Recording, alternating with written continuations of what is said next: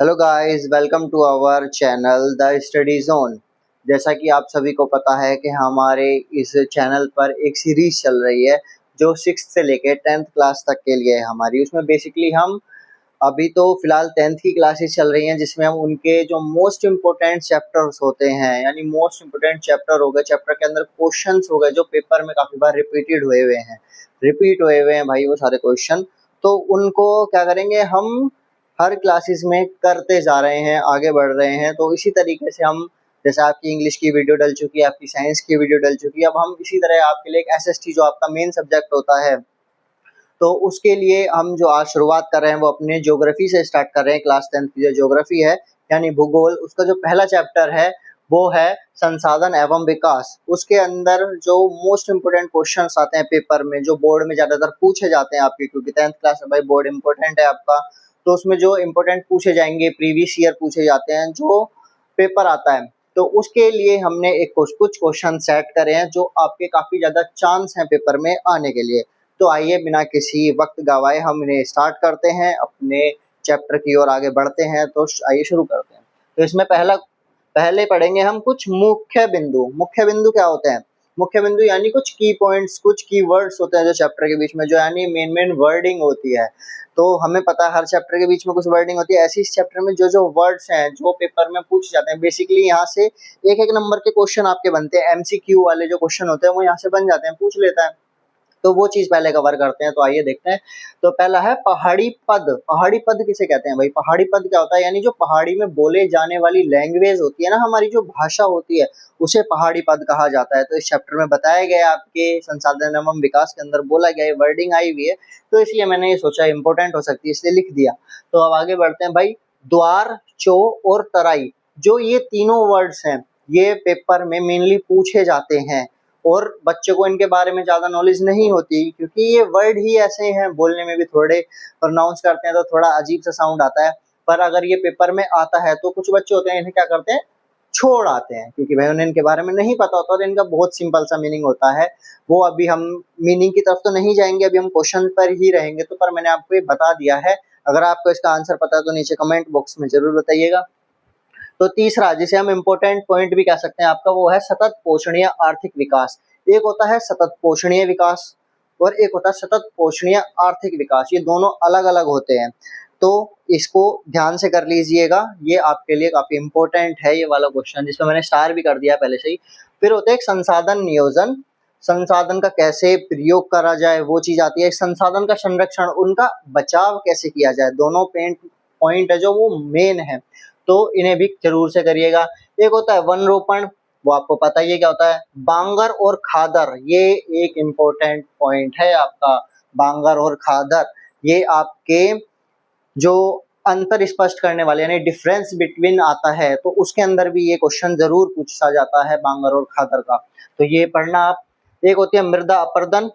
फिर अगला पॉइंट है शुद्ध बोया हुआ क्षेत्र और सकल बोया हुआ क्षेत्र, ये दोनों पॉइंट होते हैं, शुद्ध बोया गया क्षेत्र और सकल बोया गया क्षेत्र, ये दोनों पॉइंट हैं आपके। ये भी पूछ लेता है कभी कभार, यानी सारे रिपीटेड है तो पूछे हुए होंगे, है ना। तो एक लास्ट में है मरुस्थलीयकरण, इसमें है मरुस्थलीयकरण। एक होता है मरुस्थल क्या होता है, यानी दोनों वर्ड अलग अलग है, दोनों के मीनिंग भी अलग अलग है। तो मरुस्थलीयकरण यहाँ लिखा है, और मरुस्थल क्या होता है ये भी आप बता सकते हैं, है ना।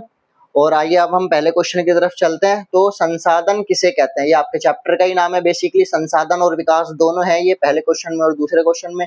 तो संसाधन एवं विकास जैसे था, तो संसाधन किसे कहते हैं और विकास किसे कहते हैं, तो ये एक मेन पॉइंट बन जाता है आपके एग्जाम के लिए कि भाई इनमें होता क्या, संसाधन और विकास से आप क्या समझते हैं, या इनके बीच में अंतर स्पष्ट करने के लिए आता है। तो ये आपके क्वेश्चन हो गए। तो चले आइए आगे बढ़ते हैं अपने क्वेश्चन नंबर 3 की तरफ, जिसमें है संसाधन के कितने प्रकार होते हैं, यानी जो हमारे संसाधन होते हैं वो कितने प्रकार के होते हैं, इसके बारे में हमें पढ़ना है।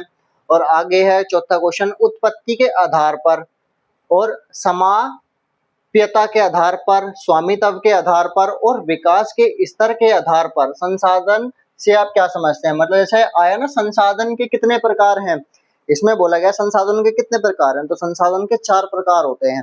तो 4 प्रकार हो गए, तो उनके बेसिस पे ही क्वेश्चन अलग अलग पूछता है, जैसे हर एक प्रकार के ऊपर पूछ लेगा। जैसे उत्पत्ति के आधार पर संसाधन के कितने प्रकार होते हैं, समाप्यता के आधार पर संसाधन के कितने प्रकार होते हैं, ऐसे विकास के स्तर के आधार पर संसाधन के कितने प्रकार होते हैं।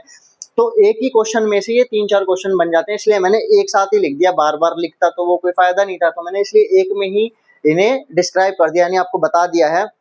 तो इस चीज का आप ध्यान रखना, इन्हें पढ़ के जरूर जाना, क्योंकि संसाधन के प्रकार पूछता जरूर है। तो आगे बढ़ते हैं भाई अपने 5वें क्वेश्चन पे। भू संरक्षण के उपाय के बारे में बताइए। भूमि, भू कह दिया मैंने, भूमि और भू एक ही बात है। संरक्षण क्या होता है? संरक्षण होता है इनका बचाव, इनका संरक्षण यानी बचाव के उपाय के बारे में बताए, मतलब भाई हम बचाव कैसे कर सकते हैं, तो वो जरूर बताना है कि भूमि का बचाव कैसे करना है आपको। फिर है छठा क्वेश्चन, भू निम्नीकरण के कारण स्पष्ट करें। निम्नीकरण का मतलब होता है जैसे हमारी आजकल जमीन है वो बच नहीं रही, या मतलब एक तरीके से कहते हैं खराब होती जा रही है, तो वो क्या होता है, भू निम्नीकरण में आ जाता है। तो उसके कारण क्या है, वो किस वजह से हो रहा है, ये सारी चीजें तो वो आपको बताना है। ठीक है, ये वाला क्वेश्चन आपका बन जाता है। और एक होता है मृदा अपरदन से आप क्या समझते हैं। मृदा का मतलब क्या होता है? मृदा का मतलब होता है मिट्टी, अपरदन का मतलब उसका नष्ट हो जाना, उसका खराब हो जाना। उसके कारण क्या है, और कारण और सुझाव बताइए। कारण और सुझाव बताएंगे तो जैसे यहाँ लिख दिया मैंने, इस क्वेश्चन में जोड़ दिया, कारण और सुझाव बताइए। तो मृदा अपरदन होता क्यों है, कारण क्या है, और उसको हम कैसे बचा सकते हैं। ठीक है, ये इंपॉर्टेंट क्वेश्चन हो गया, आप इसे स्टार मार सकते हैं। ये वाला क्वेश्चन है जो आपका ये इंपॉर्टेंट हो जाता है आपके एग्जाम के लिए।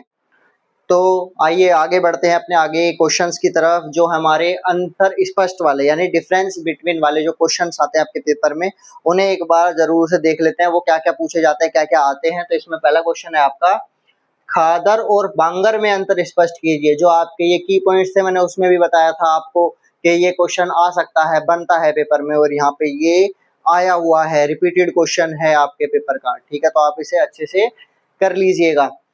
फिर अगला बढ़ते हैं हम, लाल और पीली मिट्टी में क्या अंतर है। लाल मिट्टी, पीली मिट्टी और काली मिट्टी, ये तीनों मिट्टी आपके लिए इंपॉर्टेंट है। ये कहाँ कहाँ पाई जाती है, इनके क्या क्या यूजेस होते हैं, ये आपको जरूर से पढ़ना है। यहाँ तो लाल और पीली मिट्टी लिखी है, अगर कल को पूछ लिया काली और पीली मिट्टी या काली या लाल मिट्टी में अंतर स्पष्ट करें, तो आप उन चीजों को अगर पढ़ के जाएंगे तो आप अच्छे से उन्हें लिख सकते हैं और बता सकते हैं। तो आप इसे जरूर से पढ़ लीजिएगा।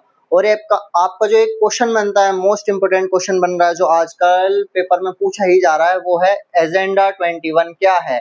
इस पे मैंने स्टार मार्क्स भी कर रखा है, क्योंकि ये इंपॉर्टेंट क्वेश्चन है आपका पेपर में। इसे जरूर से पढ़ के जाइएगा, इसकी खासियत क्या है, ये कब बना, इसके अंदर क्या क्या चीज होती है, ये सारी चीज आपको पढ़नी है जरूर से। ठीक है, और आइए इस चैप्टर का जो लास्ट क्वेश्चन है उसके बारे में पढ़ते हैं हम। नवीकरण और अनवीकरण संसाधनों में अंतर स्पष्ट कीजिए। तो जो ये नवीकरण संसाधन होते हैं और अनवीकरण में, इनमें भी आपको अंतर स्पष्ट करना है। तो आई होप ये आपको सारे क्वेश्चन समझ में आए होंगे। और इन क्वेश्चंस के अलावा इस चैप्टर में से, जो आपका ज्योग्राफी का पहला चैप्टर है, इसमें से बाहर कुछ भी नहीं आएगा। आप इसे अच्छी तरीके से तैयार कर लीजिएगा। इन्हीं क्वेश्चन को अगर आप करके जाएंगे तो आप देखेंगे कि आपके पेपर में काफी ज्यादा जो क्वेश्चन है इनसे ही रिलेटेड आएंगे।